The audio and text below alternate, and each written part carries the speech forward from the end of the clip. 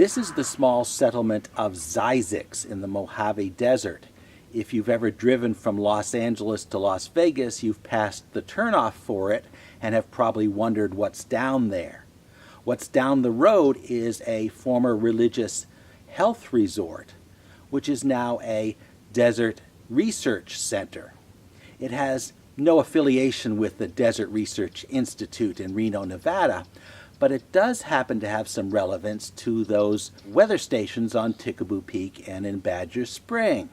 I'm going to talk about that in a few minutes.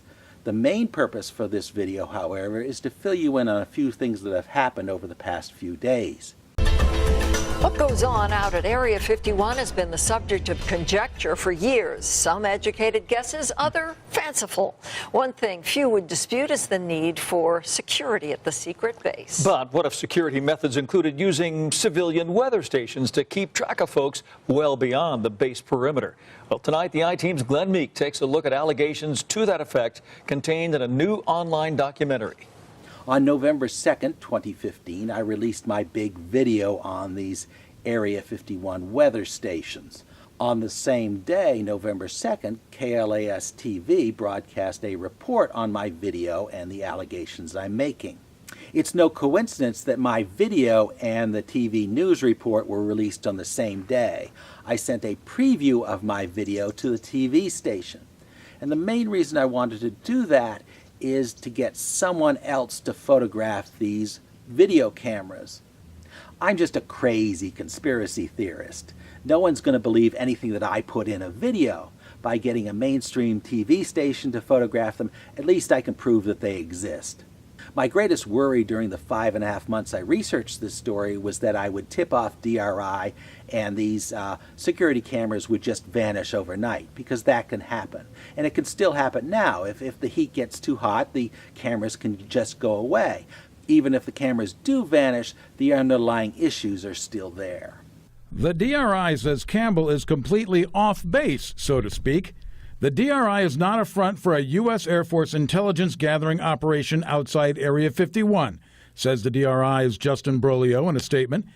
A TV station also has the power to ask DRI some questions and get some straight answers. And it's got a response from DRI.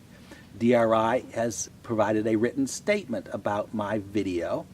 KLAS put it on their website, and I copied it to mine and responded to each of the points they make. Basically, they seem to be denying it. They're denying that these things are used for anything other than climate monitoring, and they just seem to be digging themselves a deeper hole. Interestingly, KLAS also asked the U.S. Air Force for a response.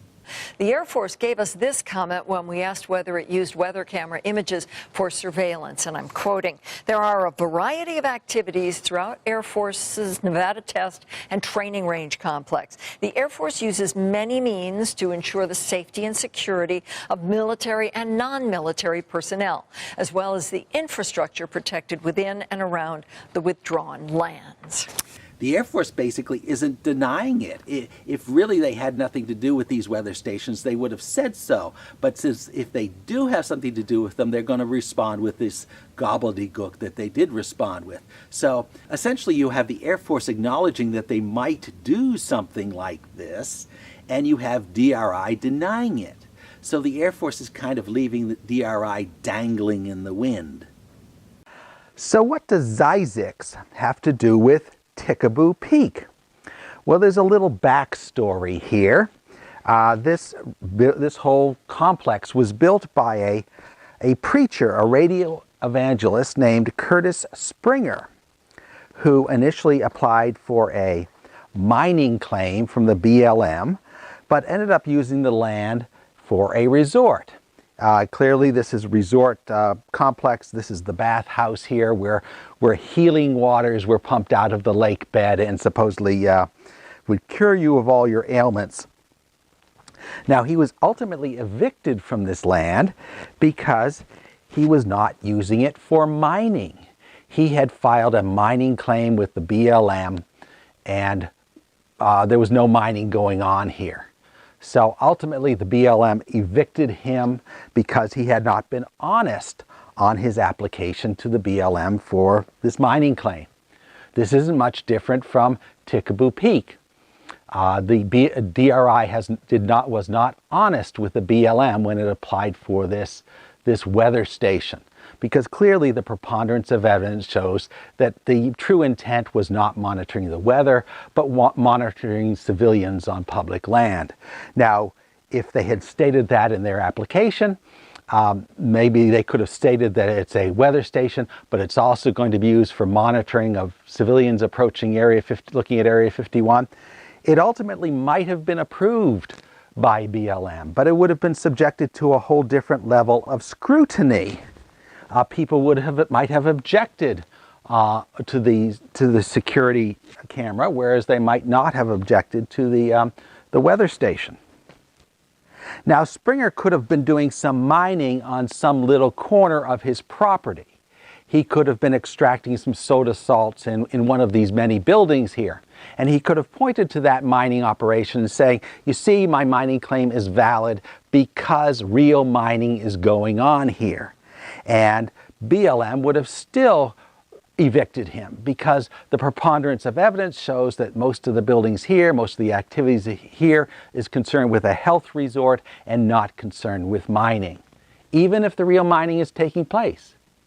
And in Tickaboo, you have the same thing. You have real weather being collected from this weather station. But the preponderance of evidence still shows that it was placed here, that it was located at that precise spot, and it was placed here specifically to monitor civilians, which is a different purpose. Even with the real weather data, the application to BLM is fraudulent. Someone at DRI knows full well what these stations are for and lied to the BLM. They manipulated the BLM processes, just like Springer did. So they deserve to be evicted, just like Springer was. Hello, folks. This is your old friend Curtis Springer coming to you direct from our beautiful new studios located in Zzyzx Community Church on the shores of beautiful Lake Tewendowee. And as founder and pastor of our church, I want to invite you and your loved ones to come and worship with us. Come with or without money and spend a day, a week, or a lifetime as you care to, and enjoy our beautiful 12,000-acre state that belongs to God.